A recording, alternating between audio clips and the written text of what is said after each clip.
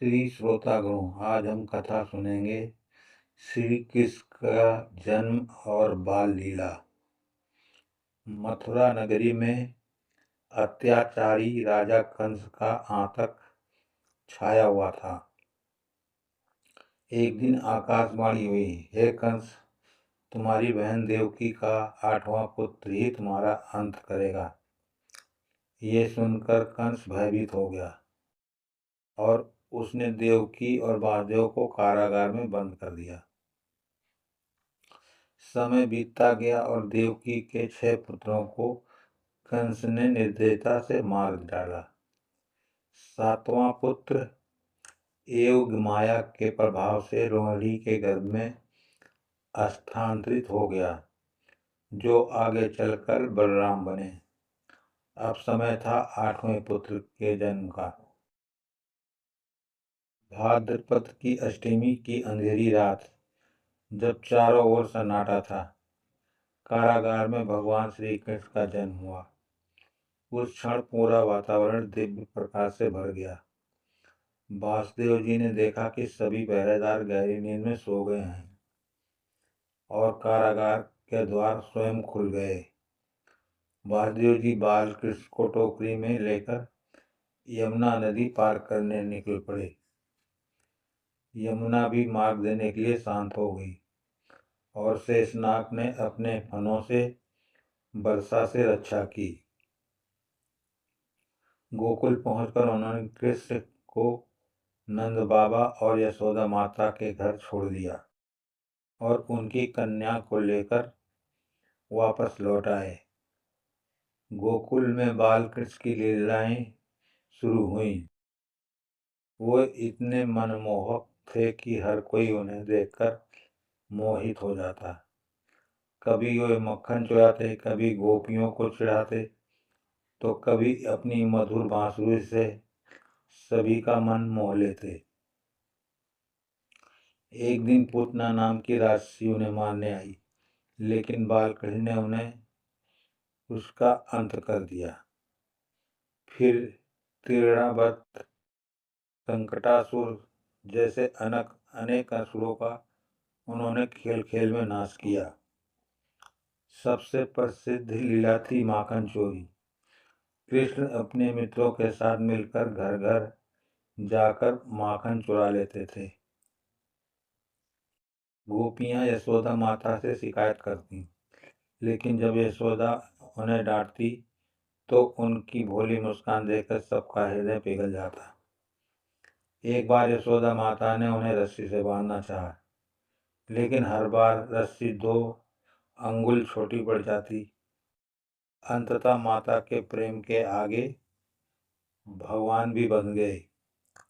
ये दर्शाता है कि भगवान प्रेम से ही बनते हैं। धीरे धीरे कृष्ण बड़े हुए और वृंदावन में अपनी रास लीलाओं से सभी को आनंदित किया। उनकी बांसुरी की धुन सुनकर गोपियां सब कुछ छोड़कर उनकी ओर खींची चली आती थीं। ये केवल लीला नहीं थी, बल्कि ये सच्चे प्रेम और भक्ति का प्रतीक था। जब श्री कृष्ण युवा हुए, तब उन्होंने मथुरा जाकर कंस का अंत करने का निश्चय किया। कंस ने उन्हें मारने के लिए अनेक प्रयास किए, लेकिन हर बार असफल रहा। अंततः कृष्ण और बलराम मथुरा पहुंचे। वहां उन्होंने मल्लयुद्ध में कंस के पहलवानों को पराजित किया और अंत में स्वयं कंस का वध कर दिया। इस प्रकार अत्याचार का अंत हुआ और धर्म की विजय हुई। इसके बाद कृष्ण द्वारका नगरी के राजा बने। उन्होंने समाज को सही दिशा देने के लिए अनेक कार्य किए। एक बार इंद्रदेव के अहंकार को तोड़ने के लिए कृष्ण ने गोवर्धन पर्वत को अपनी छोटी उंगली पर उठा लिया और पूरे वृंदावन वासियों की रक्षा की। ये लीला सिखाती है कि अहंकार का अंत निश्चित है। महाभारत के समय जब कौरव और पांडवों के बीच युद्ध होने वाला था, तब अर्जुन भ्रमित हो गए। उन्होंने युद्ध को करने से मना कर दिया। तब श्री कृष्ण ने उन्हें भगवत गीता का उपदेश दिया। उन्होंने कहा, कर्म करो, फल की चिंता मत करो, यही जीवन का सबसे बड़ा सत्य है। कुरुक्षेत्र के मैदान में श्री कृष्ण अर्जुन के सारथी बने और उन्हें धर्म के मार्ग पर चलने की प्रेरणा दी। अंततः पांडवों की विजय हुई और अधर्म का नाश हुआ। श्री कृष्ण का जीवन केवल चमत्कारों से भरा नहीं था, बल्कि वो हमें जीवन जीने की कला भी सिखाता है। उन्होंने मित्रता का उदाहरण सुदामा के साथ प्रस्तुत किया,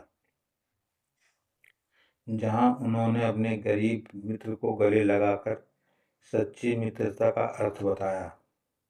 श्री कृष्ण की हर लीला हमें यह सिखाती है कि चाहे परिस्थिति कैसी भी हो, यदि हम धर्म और सत्य के मार्ग पर चलें तो अंततः विजय हमारी ही होगी। कंस वध के और महाभारत के बाद श्री कृष्ण ने द्वारका नगरी को अपना निवास बनाया। ये नगरी समुद्र के किनारे बसी हुई एक अत्यंत भव्य और समृद्ध नगरी थी। यहाँ से उन्होंने अपने राज्य और धर्म की रक्षा का कार्यभार संभाला। द्वारका में रहते हुए श्री कृष्ण न केवल एक राजा के रूप में नहीं, बल्कि एक मार्गदर्शक और धर्म के रक्षक के रूप में कार्य किया। उन्होंने समाज को ये सिखाया कि सच्चा नेतृत्व वही होता है जो न्याय और करुणा के साथ लोगों को मार्गदर्शन करे। इसी समय एक अत्यंत भावुक लीला है, सुदामा मिलन। सुदामा श्री कृष्ण के बचपन के मित्र थे, जो अत्यंत गरीब ब्राह्मण थे। उनकी पत्नी ने उन्हें कृष्ण से मिलने के लिए प्रेरित किया ताकि वे अपनी गरीबी दूर कर सकें। सुदामा संकोच के साथ द्वारका पहुंचे, हाथ में केवल चावल पोहे की एक छोटी सी पोटली लेकर। जब श्री कृष्ण ने अपने मित्र सुदामा को देखा तो वे तुरंत अपने सिंहासन से उठकर दौड़ पड़े और उन्हें गले लगा लिया। उन्हें स्वयं सुदामा के चरण धोए और उन्हें अत्यंत सम्मान दिया। सुदामा अपनी गरीबी बताने में संकोच कर रहे थे, लेकिन कृष्ण उनके मन की बात पहले ही समझ चुके थे। जब सुदामा वापस अपने घर लौटे तो उन्होंने देखा कि उनकी झोपड़ी एक भव्य महल में बदल चुकी है। ये कृष्ण की सच्ची मित्रता और प्रेम का प्रतीक था। इसके बाद श्री कृष्ण की रुक्मिणी और सत्यभामा के साथ अनेक लीलाएं भी प्रसिद्ध हैं। उन्होंने अपने परिवार और राज्य दोनों का संतुलन बनाए रखा, लेकिन समय के साथ यदुवंश में अहंकार और कला बढ़ने लगी। ये वही संकेत था जब श्री कृष्ण की पृथ्वी पर लीला समाप्त होने का समय आ गया है। एक दिन श्री कृष्ण वन में विश्राम कर रहे थे। उसी समय जरा नामक एक शिकारी ने गलती से उनके पैर को हिरण समझकर बाण चला दिया। जब उसे अपनी भूल का एहसास हुआ तो वो अत्यंत दुखी हुआ। श्री कृष्ण ने उसे सांत्वना दी कि और कहा, ये सब पूर्व जन्मों के कर्मों का फल है। उन्होंने जरा को क्षमा कर दिया और शांत भाव से अपने देह को त्याग दिया। जैसे ही श्री कृष्ण ने पृथ्वी से प्रस्थान किया, द्वारका नगरी भी समुद्र में समा गई। यह दर्शाता है कि इस संसार में कुछ भी स्थायी नहीं है। श्री कृष्ण का अंतिम संदेश, जीवन के लिए सीख। श्री कृष्ण का पूरा जीवन हमें कई महत्वपूर्ण सीख देता है। धर्म का पालन करें, चाहे परिस्थितियां कितनी भी कठिन क्यों न हो। अहंकार से दूर रहें, क्योंकि इसका अंत निश्चित है।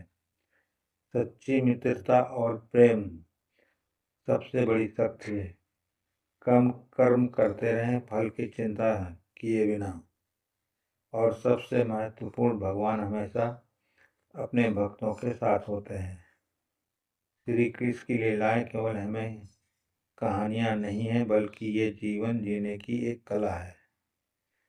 तो भक्तों, ये थी श्री कृष्ण की लीलाएं कथा। ऐसे ही और कथा सुनने के लिए हमारे चैनल पर बने रहें और हमारे चैनल को लाइक और सब्सक्राइब जरूर करें। जय श्री कृष्ण।